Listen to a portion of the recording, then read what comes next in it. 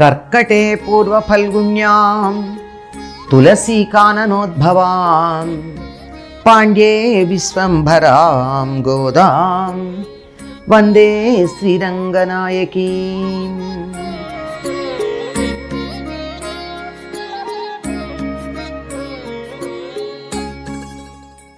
குத்து விளக்கெரிய கோட்டுகால் கட்டில் மேல் மெத்தைன்ற பஞ்சசயனத்தின் மேலேறி கொத்தலர் பூங்குழல் நப்பின்னை குங்கை மேல் வயத்து கிண்டந்த மலர் மார்பாய் திழவாய் மைத்தடக் கண்ணினாய் யுன்மணாளனை எத்தைனோ போதுமுத்து இள ஒட்டாய் காண் எத்தனை ஏலும் பிரிவத்தகில்லாயால் తత్తువమనృత్తకవేలోరెంబావాయ్.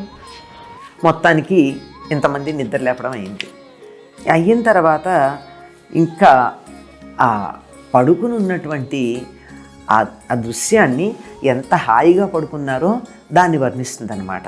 ఎటువంటి మంచం మించి లేచి వచ్చి తమకి తలుపు తెరవాలో చెప్తుందన్నమాట. ఎట్లా ఉంటుందంటే దీపాలు చుట్టూ వెలుగుతూ ఉండగా ఏనుగు దంతాలతో చేయబడిన కోళ్ళు గల మంచం మీద చల్లదనము, తెల్లదనము, మెత్తదనము ఈ మూడు ఉండాలి పక్కకి కలిగి ఎత్తైన విశాలమైన శయ్య మీద అధిష్ఠించి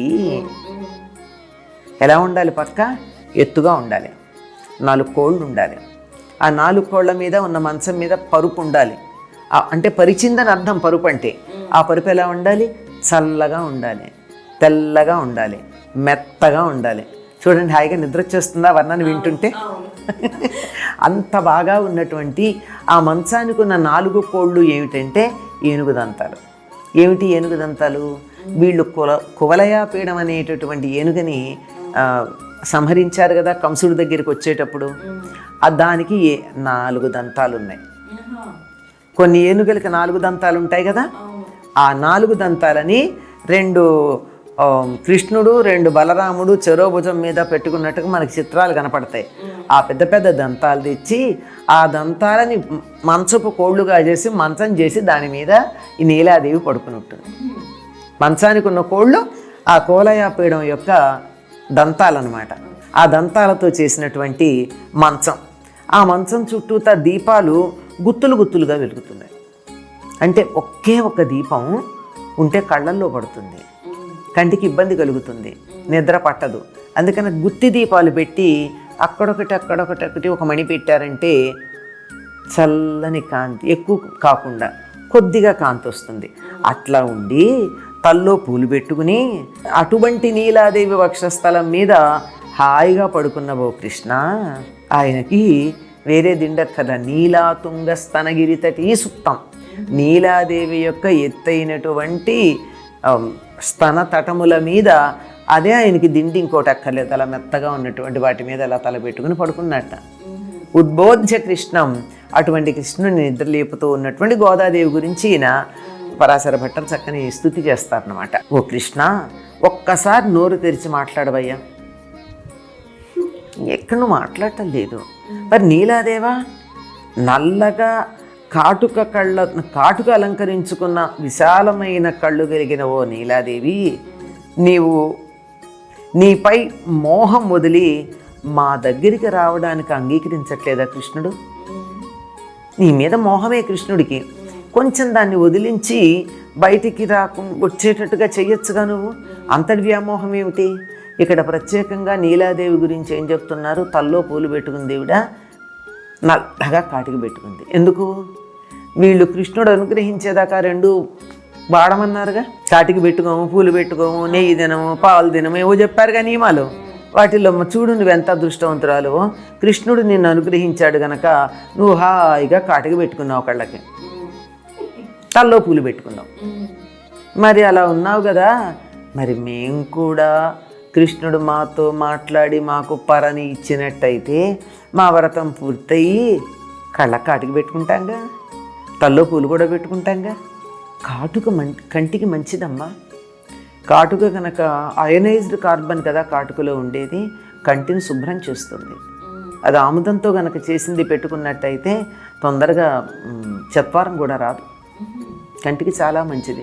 ఇప్పటికి కూడా చెప్తారు, ఎప్పుడన్నా కంటికి ఇబ్బందులు వస్తే ఒక చుక్క మంచి ఆముదం, ఎక్కడ పడితే అక్కడది కాదు, గానుగ దగ్గరికి వెళ్ళి తెచ్చుకున్న ఆముదం ఒక చుక్క కళ్ళల్లో వేసుకున్నట్టయితే ఒక చుక్క 2 కళ్ళకి సరిపోతుంది, థిక్గా ఉంటుంది కనుక.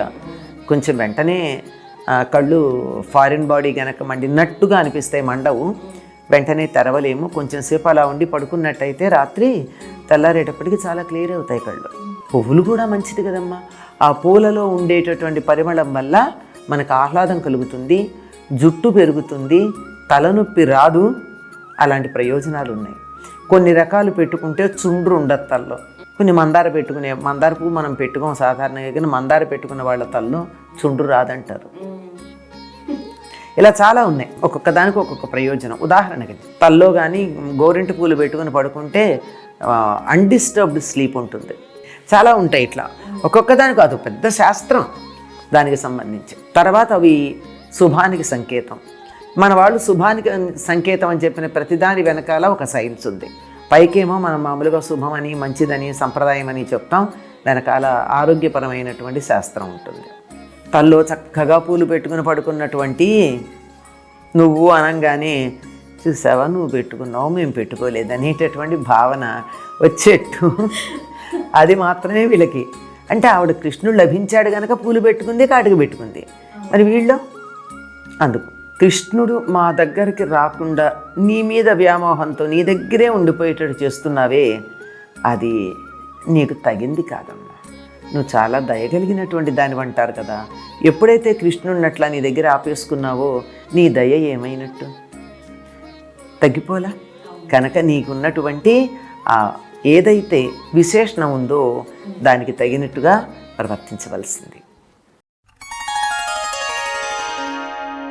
నీళాతుంగస్తనగిరితటీ సుప్తముద్బోధ్య కృష్ణం పారాజ్యం స్వం శృతిశతశిరసిద్ధమధ్యాపయంతి స్వోచ్ఛిష్టాయాం స్రజినిగళితం యావలాత్కృత్య భుంక్తే గోదా తస్యై నమైదమిదం భూయ ఏవాస్తు భూయః.